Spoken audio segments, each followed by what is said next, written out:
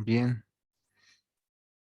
vamos ingresando para poder continuar con la exposición.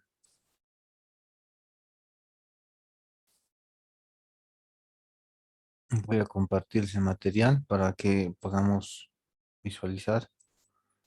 Ya habíamos explicado, por ejemplo, de esta plantilla. Vamos a dar continuidad a las siguientes. Ya, entonces ahora voy a ver lo que en sí hace referencia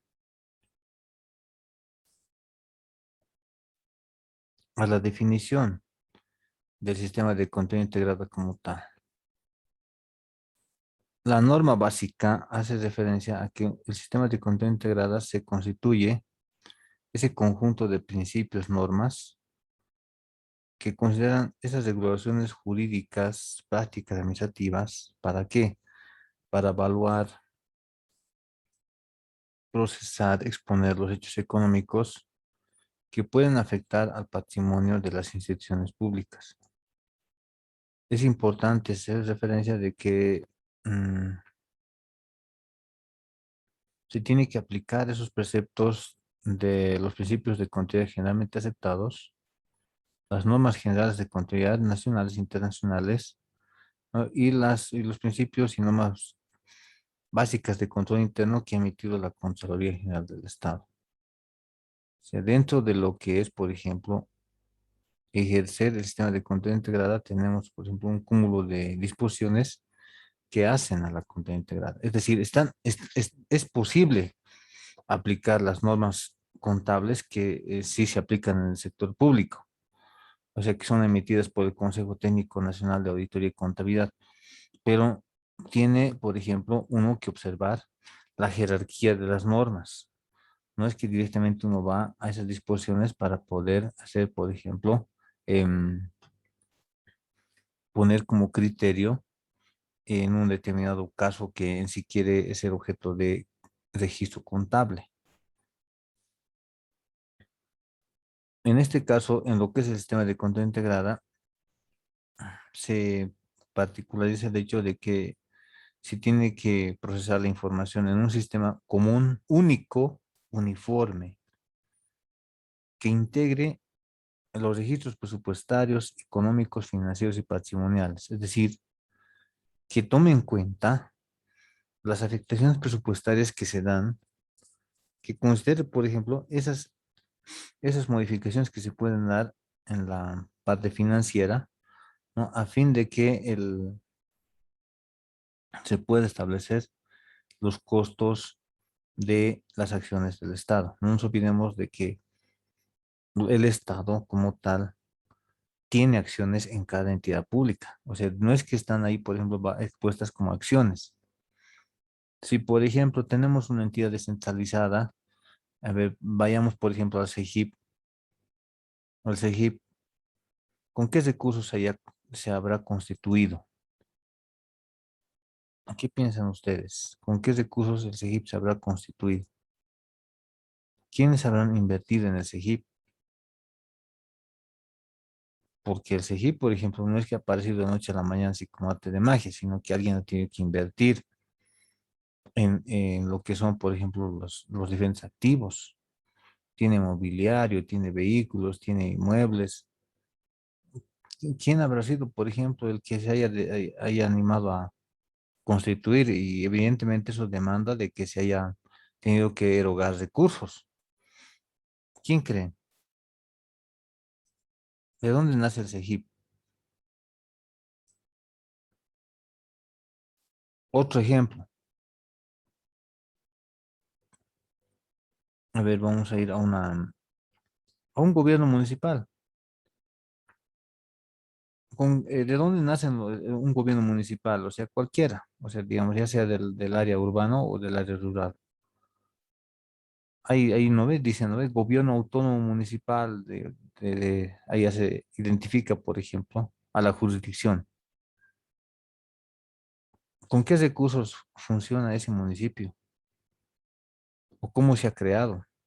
O sea, habrá bastado simplemente con emitir una ordenanza municipal del Consejo Municipal y decir, a partir de la fecha creamos un municipio, de mejor dicho, un gobierno autónomo municipal. ¿Habrá sido suficiente? ¿Quién ha tenido que invertir ahí? Es el propio Estado.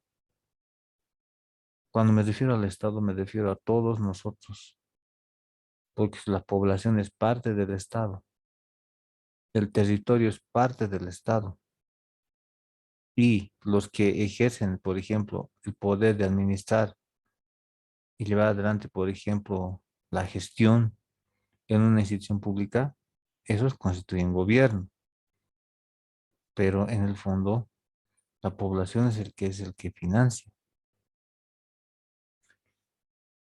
Tal vez alguno dirá, mira, yo no gasto nada en el Estado, no pago mis impuestos todavía, no, no pago ni tanto lo que es, por ejemplo, a impuestos nacionales ni a los gobiernos municipales.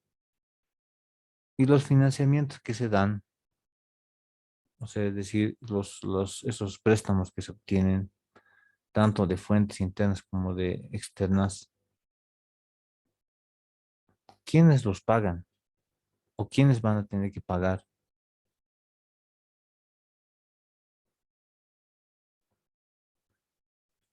Es el mismo Estado.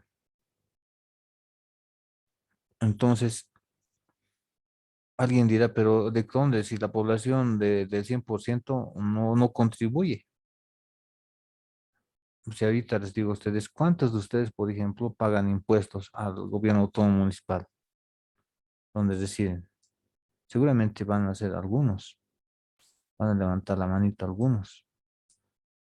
No creo que sean todos, o sean todos. A ver, ¿cuántos pagan impuestos al gobierno autónomo municipal?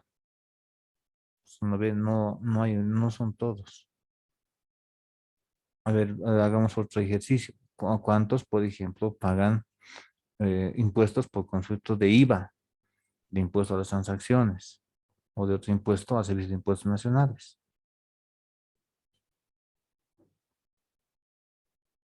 Bien, entonces, en cuanto a lo que es el elemento de población, podemos decir de que eh, directamente en sí no es que eroga, digamos, los recursos, pero hay un elemento importante, es el territorio, que es parte del Estado. Y dentro del territorio, esa superficie que tiene Bolivia, tiene recursos naturales que son parte del territorio. Tenemos, por ejemplo, recursos que en sí Bolivia en sí está empleando y en base a eso está generando recursos. Entonces, ese recurso natural que es invertido y es enajenado, genera recursos al Estado. Y con ese insumo, el Estado puede cubrir varias necesidades de la población. Por eso decimos que cuando alguien ve y dice, es que son recursos del Estado, estás refiriendo de que cuál sea, digamos, el elemento, población, territorio o gobierno, necesariamente uno de esos está involucrado en esa parte. De ahí que dice esta norma básica de que cuando hacemos la contabilización, la idea es mostrar y decir y establecer las acciones que en sí, el costo de esas acciones que el Estado ha generado, ¿no? Para el funcionamiento de esa entidad pública,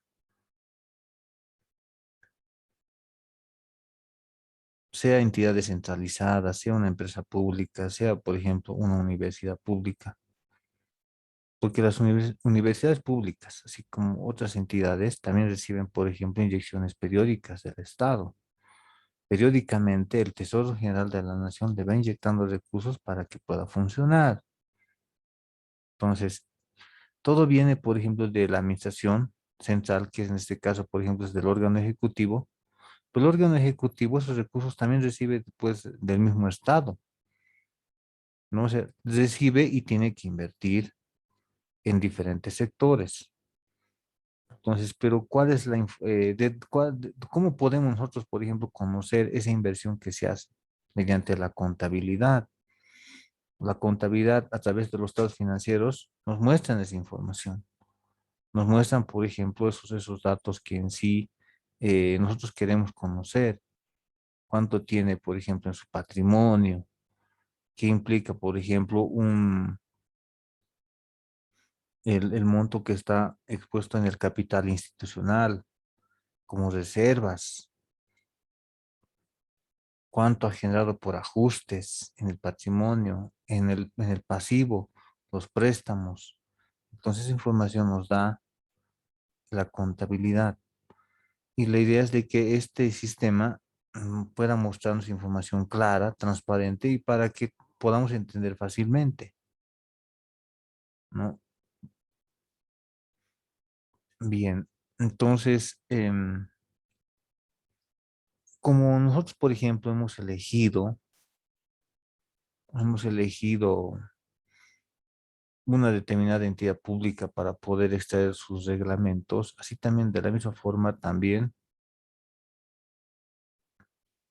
vamos a consultar sus estados financieros. ¿Les parece? ¿Quieren ver la forma de consultar sus estados financieros de la entidad pública que ustedes han elegido?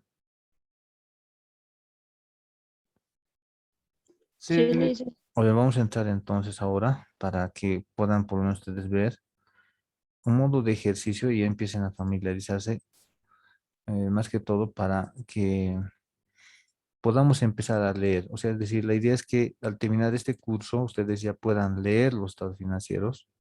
Evidentemente eso implica de que vamos a desarrollar todo el procesamiento contable desde lo que es reconocer una transacción y las afectaciones que se dan en los diferentes estados.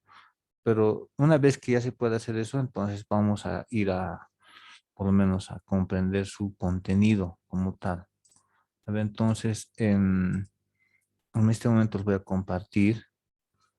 Vamos a entrar al Ministerio de Economía. ¿Alguna vez entré con ustedes, no?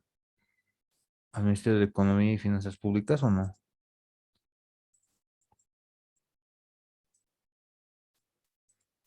A ver, está visualizándose en su pantalla, entonces yo estoy buscando lo que es el Ministerio de Economía y Finanzas Públicas. Entonces yo entro a este ministerio y lo que voy a hacer es ir al viceministerio que se refiere a presupuesto y contabilidad fiscal. Ya veremos qué es lo que me está tardando un poco. Bueno, ya ingresamos a la página del ministerio y vamos a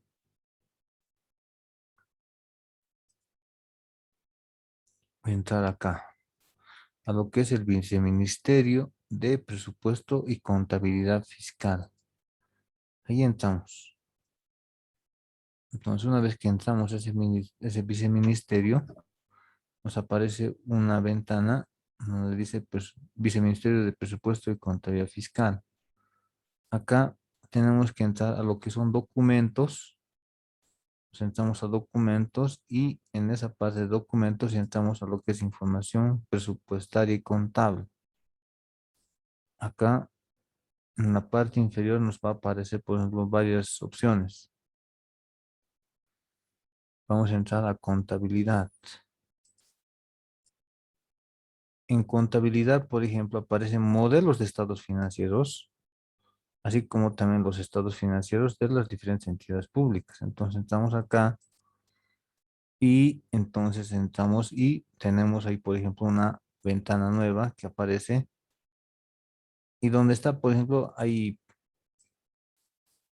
opciones para elegir, donde hacemos un clic donde está, por ejemplo, y aparece un listado por tipo de institución. Fíjense acá, empresas, gobiernos autónomos municipales, instituciones públicas descentralizadas. Entonces, ustedes, digamos, han elegido, a ver, ¿a quién han elegido? Al órgano electoral. El órgano electoral. ¿Qué gestión? 2020, 2018, 19, 17, 16, 15, 17, por ejemplo. ¿Qué estados financieros? ¿Cuál quieres ver? El balance general, quieres ver estado de recursos gastos corrientes, estado de flujo de efectivo. Entonces, quiero ver, digamos, el estado de flujo de efectivo. Entonces, aquí ya directamente buscamos ver el documento. No sé si se visualiza, está cargando para poder mostrar el documento del sistema de gestión pública. Miren, se muestra el documento en su pantalla. Sí, licenciado. ¿Se ve? Sí, licenciado. Entonces, miren, ustedes pueden descargar los estados financieros de la institución pública que ustedes han elegido, ¿ya? Y está seguramente aquí con las firmas. En un momento más vamos a hablar sobre las firmas que debe tener un estado financiero. No es que firma cualquiera. Hay firmas que obligatoriamente deben exponerse en los reportes. Es, por ejemplo, el estado de flujo de efectivo y está obtenido del sistema de gestión pública SIGEP. Ya la hora de emisión es el 21 de febrero de 2018. ¿Por qué? Las instituciones públicas tienen hasta el 28 de febrero para enviar sus estados financieros impresos, digital, al Ministerio de Economía y Finanzas Públicas, así como también a la Contraloría. Bien, entonces, miren, pueden seleccionar ahí por tipo de institución. Empresas municipales, empresas nacionales. Ahí encuentran, por ejemplo, alguien ha pedido Agencia Boliviana Espacial, Yacimientos Petrolíferos Fiscales Bolivianos, Comibol, está ahí Cofadena, Bolivia TV. ¿eh? Entonces, igual, quiero ver en el, hasta el estado de cambios en el patrimonio neto. A ver, acá aparece el estado de cambios en el patrimonio neto. Bueno, esto es en realidad para que nosotros podamos ver y revisar, por ejemplo, su situación financiera, su desempeño que han obtenido en el periodo que queremos revisar, digamos, ¿no? La publicación se hace. Entonces, la cosa es de que cómo llegamos a este estado financiero, cómo podemos llegar a cargar estos datos. Y eso es lo que vamos a aprender en este periodo. Vamos a hacer estados financieros. Juntamente conmigo van a ser ustedes, ¿no? Entonces, ya hemos entrado, a partir de este tema vamos a empezar a, por ejemplo, a desarrollar, ¿no? Y vamos a hacer un ejercicio sencillo para que no sea tan complicado, porque si no, no vamos a terminar. La idea es que ustedes tengan, ¿no? Y puedan desarrollar, por ejemplo, desde lo que es la contabilización hasta lo que es la emisión de los estados financieros. Miren, aquí están las firmas que corresponden. Y bien, esos pasos lo pueden hacer, ¿no? O lo ven complicado.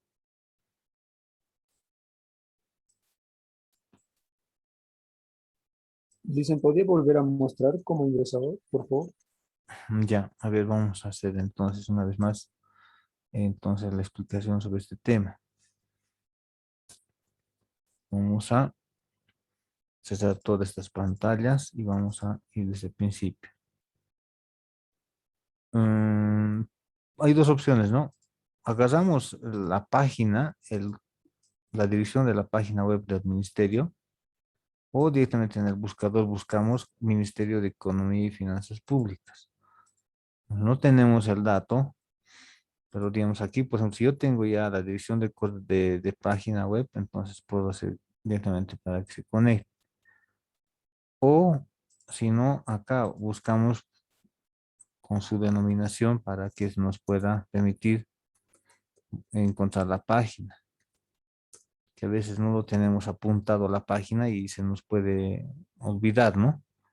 Entonces entramos aquí donde es el Ministerio de Economía y Finanzas Públicas.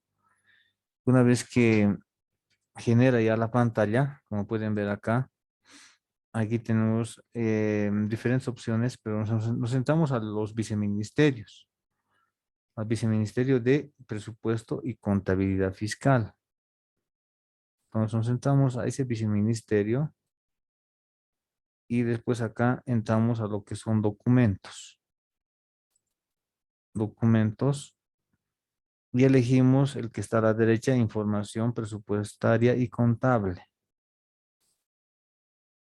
Y va a la parte inferior, va a generarse opciones. Hay 6 opciones que se generan, pero nosotros elegimos la primera que es contabilidad. Nos centramos allí, ¿no? Contabilidad y empieza a generarse, por ejemplo, dos opciones, tanto los modelos de los estados financieros, que en sí muestra en sí el Ministerio de Economía, y los que tienen datos, que son los estados financieros como tal. Entramos ahí, hacemos clic ahí y nos vamos y se abre una nueva ventana por grupo de entidad, gestión, tipo de documento. Entonces ahí elegimos qué tipo de entidad es la que hemos nosotros seleccionado, ¿no? Digamos, puede ser que alguien haya seleccionado em, digamos, un gobierno autónomo indígena originario. A ver, del Gran Chaco deben haber tres o dos nomás. Aquí está uno nomás, ¿ves? Entonces, es que están todavía en ese proceso de ser reconocidos. Entonces, por ejemplo, ahora algo hay que aclarar acá. Los ministerios no se constituyen, por ejemplo, entes contables para todos ustedes. Cuidado que miren aquí, por ejemplo, buscan, no van a encontrar ministerios acá, miren.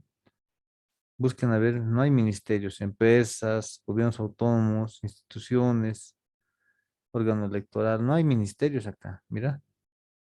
¿Por qué será? Bueno, me estoy adelantando ya al tema que en sí teníamos que abordar el día jueves, pero les voy a decir, los ministerios no son entes contables. El ente contable, que a nombre de los ministerios se denomina órgano ejecutivo. El órgano ejecutivo se constituye un ente contable que está constituido por todos los ministerios. Y miren, en la parte superior, ahí aparece, por ejemplo, la visualización, pero como órgano ejecutivo que considera a los diferentes ministerios. Entonces acá, por ejemplo, vamos a visualizar un estado financiero. En realidad, esta información la procesa el Ministerio de Economía y Finanzas Públicas, es la que agrega a todos los ministerios, ¿no? Para que en sí se genere un solo estado financiero de todos. No está por separado el Ministerio de Defensa, no está por separado el Ministerio de Desarrollo Productivo, no. Hay un solo reporte que los representa. Aquí están, por ejemplo, puestos los estados financieros. Es extenso, estados financieros integrados. Aquí están, por ejemplo, el balance general del órgano ejecutivo, ¿no? Y aquí encuentras cuentas únicas del Tesoro, cuentas fiscales en el Banco Central, cuentas fiscales. Bueno, nosotros vamos a empezar ya, digamos, una vez que ya procesemos la contabilidad, vamos a empezar ya a leer, ¿no? Esto es lo que significa todo eso. Pero bueno, en sí, en esta página ustedes pueden encontrar referente a la entidad que ustedes están en realidad han elegido, ¿no? Bueno, entonces continuaremos con la exposición. Lo que vamos a hacer ahora es ver ya a detalle los diferentes puntos que hacen a la norma básica, porque en sí habíamos hecho un preámbulo hace unos instantes. Ahora vamos a hacer, por ejemplo, una explicación minuciosa sobre su contenido. Es extenso esta disposición, pero es la base, como se dice. Nos da la base técnica para poder desarrollar la contabilización de transacciones. ¿Qué persigue el sistema de contabilidad integrada? Busca que se registren tanto transacciones patrimoniales, presupuestarias y financieras. Busca que todo servidor público rinda cuentas, ¿no? Que haya recibido recursos, tiene que nomás pues, presentar sus descargos. Si ha recibido, o por ejemplo, si alguien ha recibido alguna remuneración, pues tiene que estar expuesto a los estados financieros, ¿no? Entonces hay partidas directamente vinculadas como son sueldos y salarios, por ejemplo, que están vinculadas directamente a lo que son las remuneraciones. Busca la contabilidad integrada procesar y producir información, tanto en lo que es la parte presupuestaria, patrimonial, financiera, con características de oportunidad. ¿Eso qué quiere decir? Que no pueden estar contabilizando cualquier momento. Tiene que hacer, se cierra el ejercicio, Simplemente ajustes tiene que, digamos, ir cerrándose y después al final ya el sistema se cerró. No pueden hacer más ajustes ni pueden estar contabilizando, ¿no? Y también busca de que esa documentación que ha servido para contabilizar esté, pues, por ejemplo, acompañando a los registros contables necesariamente. ¿Para qué? Para que tanto auditoría interna como la Contraloría y firmas de auditoría externa puedan hacer la revisión y determinar si se ha registrado con confiabilidad la información o razonabilidad, ¿no? Entonces, hemos ya hablado, por ejemplo, en el tema uno, si no me equivoco, hemos hecho, por ejemplo, una introducción sobre esto, lo que son los requisitos del sistema de contabilidad integrada, necesariamente para que ustedes puedan comprender. Tiene 5 requisitos que tiene que cumplir, ¿no? Inicialmente hace referencia a lo que es la registración universal, ¿no? Esa registración universal implica de que todas las transacciones que no tienen, por ejemplo, afectación a la parte presupuestaria, financiera y patrimonial, tienen que reconocerse en la contabilidad, ya sea que afecten a un subsistema específicamente o puedan afectar a varios subsistemas. Es decir, puedes hacer afectar a la parte del subsistema patrimonial y no al subsistema de lo que es el respecto al presupuesto, ¿no? Entonces dice, hay un registro que considera, pero por las particularidades de la transacción, entonces puede ser que haga que afecte eh, a uno o a varios subsistemas. Bueno, entonces vamos al otro, que es el registro único. El registro único tiene que ver con que el sistema de contabilidad integrada solamente reconoce una vez, digamos, la afectación. No podemos nosotros estar queriendo hacer, por ejemplo, contabilizaciones más de una oportunidad, es decir, sobre el mismo hecho.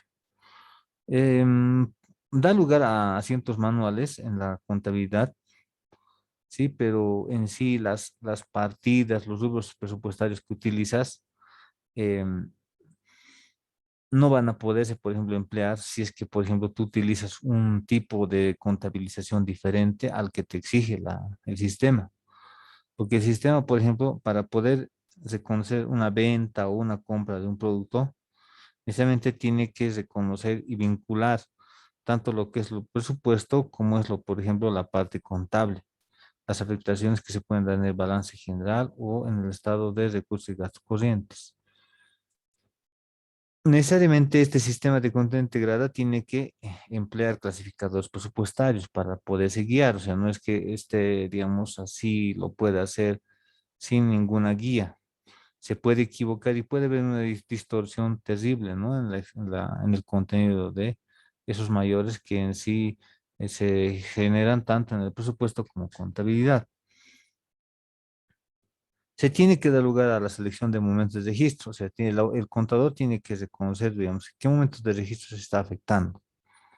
¿Es el devengado, es el percibido, es el devengado o pagado? Entonces tiene que ver en el momento de la contabilización si va a afectar, digamos, a varios momentos o a solamente a uno.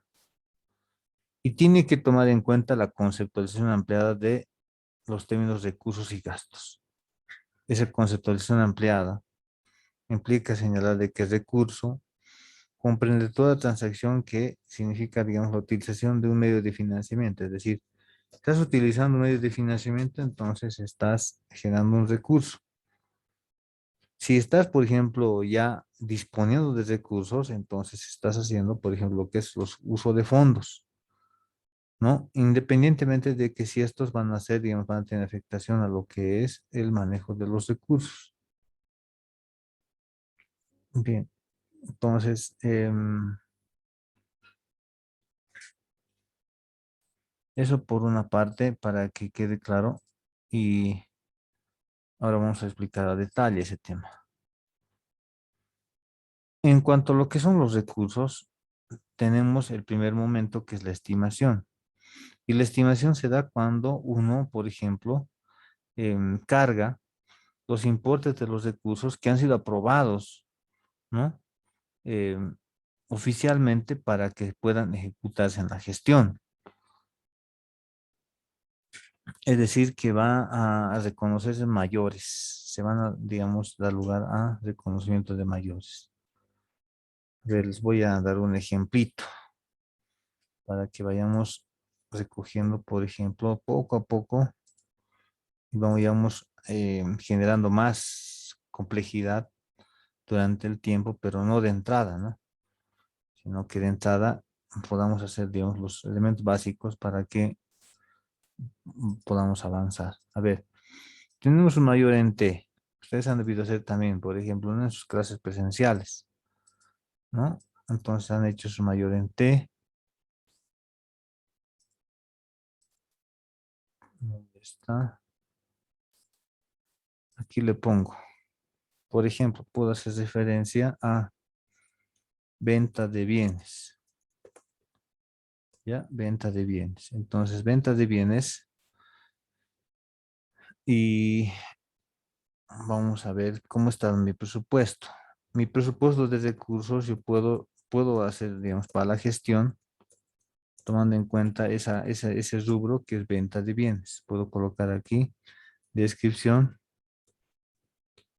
y puedo empezar ya a identificar aquí lo que es el presupuesto inicial, el modificado, modificaciones y tengo el vigente, el presupuesto vigente. Coloco venta de bienes acá. Venta de bienes. Puedo colocar digamos, un presupuesto. Si soy un gobierno autónomo municipal, no va a dar porque son ventas de servicios. Esto se puede dar generalmente es en el caso de una empresa pública. Entonces, digamos, empresa de apoyo a la producción y empleo. A la producción de alimentos, ¿no? Perdón. Producción de alimentos.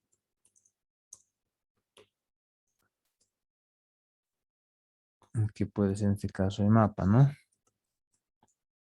Entonces puedo presupuestar un presupuesto de 100 millones.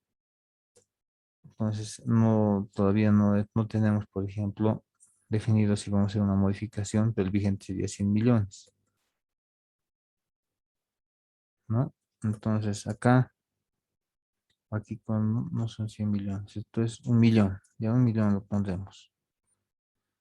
En el mayor, como dice, por ejemplo, se da la estimación cuando yo veo que este presupuesto ya está aprobado, entonces yo tengo que generar un mayor presupuestario que es de 1 millón.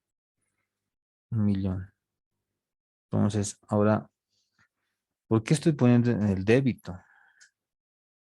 Entonces, acá, por ejemplo, para ir cerrando, por ejemplo, ya el ejercicio, puedo poner un presupuesto de gastos. Otro presupuesto puede ser este de gastos. Y puedo colocar acá una partida presupuestaria, también por 1 millón, que puede ser, a ver, en el mapa tenemos, por ejemplo, lo que son productos agrícolas. Productos agrícolas que están en el grupo 30.000, que en realidad corresponden a la compra de productos para poder vender, ¿no? Más que todo está eso para que tenga una relación con la empresa. 1 millón, 1 millón. Entonces el mayor, en este caso, puedo colocar otro que sea de gastos, porque es lo que hace el sistema internamente, reconoce de esta forma productos agrícolas. Entonces esto ya no va a estar aquí como acreedor en los créditos. ¿Y esto emergente de qué? Del registro contable que se da. Hacemos un asiento contable y decimos, tenemos debe y haber. Y aquí tenemos, por ejemplo, en el debe tenemos la venta de bienes, que es mi presupuesto, ¿no? Y lo que son productos agrícolas en el haber. Les voy a explicar por qué se ponen a esos lados. Se ponen a esos lados ¿Por qué razón? Porque cuando demos lugar a la ejecución presupuestaria de ambos, digamos, tanto de venta de bienes como productos agrícolas, vamos a dar la vuelta y vamos a poner en este caso, en los créditos en venta de bienes y en productos agrícolas en los débitos. Bien, vamos a quedar acá. Colóquenle su nombre completo al chat que diga presente al lado y vamos a cerrar la sesión porque si no se va a cortar justamente esta parte. Colóquenle por favor su nombre y al lado ponen presente, sí. Colóquenle ahí y vamos a continuar el día jueves. Ya se hizo, ya es hora para poder dar final a la sesión. Porque si estaríamos en la universidad ya estaría el docente, ¿no? Del otro turno esperando para que podamos salir del aula. No, pero más bien, digamos, estamos a tiempo para poder cerrar.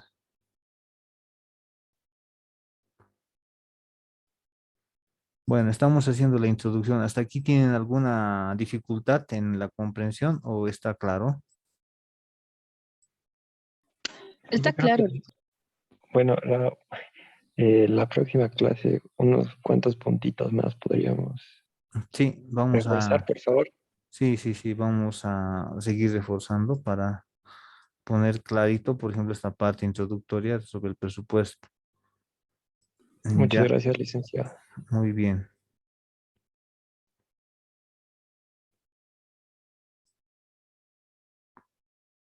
Bueno, ya son todos, ¿no? Nadie más.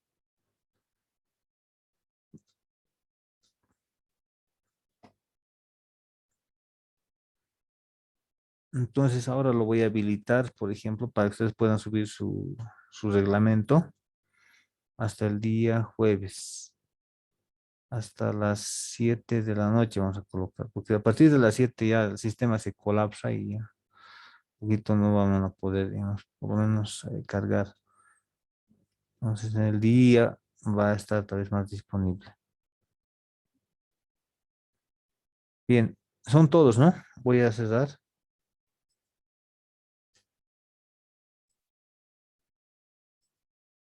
Ya, César Condori es el último. Bueno, los espero entonces el día jueves. No se olviden estar empezando a leer, por ejemplo, las normas básicas de contenido integrada y suban su reglamento específico. Tengan ustedes muy buenas noches. Hasta el día jueves, si Dios quiere. Hasta luego, licenciado. Hola, Luego licenciado. dice Hasta luego, licenciado. Hasta luego.